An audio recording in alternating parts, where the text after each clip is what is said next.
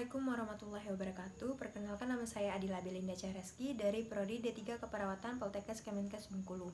Baiklah, di sini saya akan menjelaskan tentang laporan pendahuluan asuhan keperawatan gerontik pada pasien hipertensi.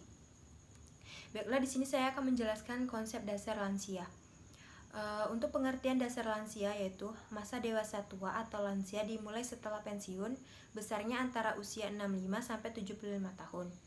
Proses lansia merupakan proses panjang hidup, tidak hanya dimulai dari suatu waktu tertentu, tetapi dimulai sejak permulaan kehidupan menjadi tua merupakan proses alamiah yang melalui 3 tahap kehidupan yaitu anak, dewasa, dan tua.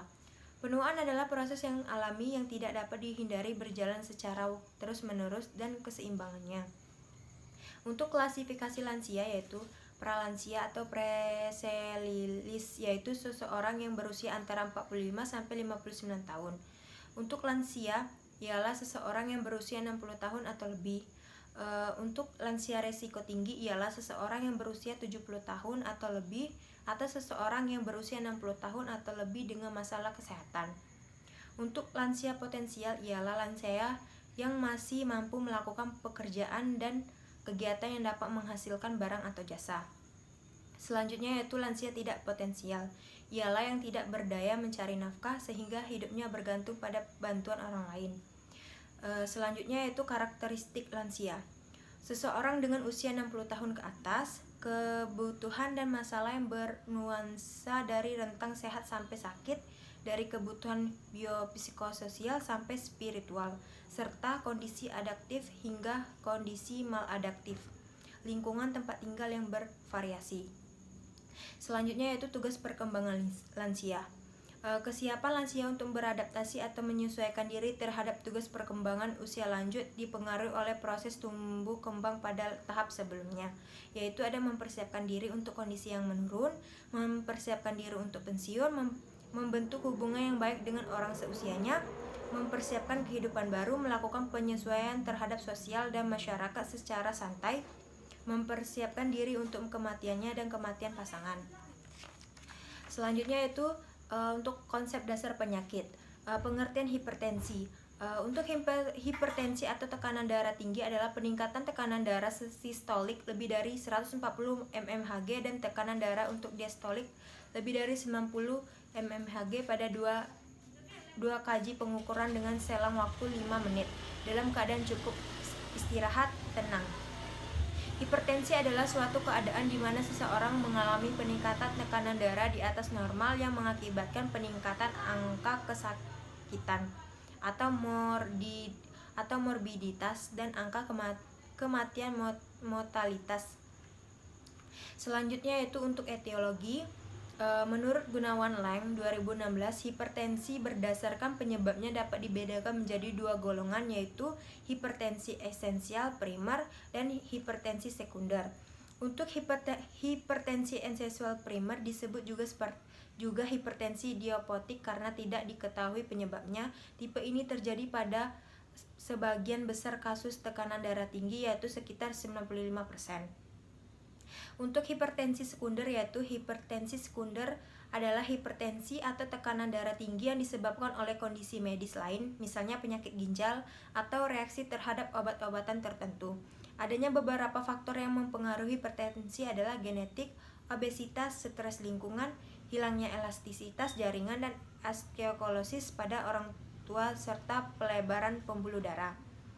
Untuk patofisiologinya yaitu menurut Chris 2016, mekanisme yang mengontrol konstruksi dan relaksasi pembuluhan darah terletak di pusat vasomotor pada medula di otak. Dari pusat vasomotor ini bermula jaras saraf simpatis yang berlanjut ke bawah ke arah korda spinalis dan keluar dari kolomina medula spinalis, ganglia simpatis ditaruh dan abdomen. Rangsangan pusat vasomotor dihantarkan dalam bentuk impuls yang bergerak ke bawah melalui sistem saraf simpatis ke ganglia simpatis. Pada titik ini neuron preganglion melepaskan asetilkolin yang akan merangsang serabut saraf pasca ganglion ke pembuluh darah, di mana dengan dilepaskan Neuropenipin mengakibatkan kontraksi pembuluh darah. Selanjutnya saya akan menjelaskan tentang manifestasi klinis. Tanda dan gejala pada hipertensi dibedakan menjadi yaitu tidak ada gejala yang spesifik yang dapat dihubungkan dengan peningkatan tekanan darah. Selain penentuan tekanan arteri oleh dokter yang memeriksa, hal ini berarti hipertensi arterial tidak akan pernah terdiagnosa jika tekanan darah tidak teratur.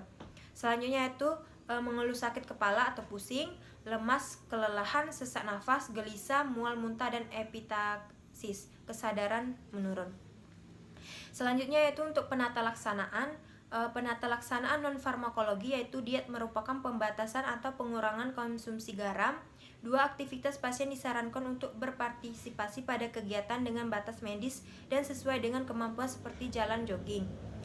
Selanjutnya yaitu penata laksanaan farmakologi. Golongan obat-obatan yang diberikan pada klien dengan hipertensi seperti golongan diuretik, golongan beta blocker, golongan antagonis, kalsium, dan gabungan. Selanjutnya yaitu untuk pemeriksaan penunjang hemoglobin dan hematokrit terkait untuk mengkaji hubungan dari sel-sel terhadap volume cairan atau viskositas dan dapat mengindikasikan faktor-faktor risiko seperti hiperglobitas anemia. Selanjutnya yaitu glukosa terkait hiperglikemia, kalium serum terkait hipokalemia, kalsium serum, kolesterol dan trigliserid. Pemeriksaan tiroid terkait hipertiroidisme, kadar GI dastron urin atau serum, urinalis terkait darah, protein glukosa, asam urat terkait hiperuremia telah menjadi, steroid urin terkait kenaikan dapat mengindikasikan hiperdrealisme.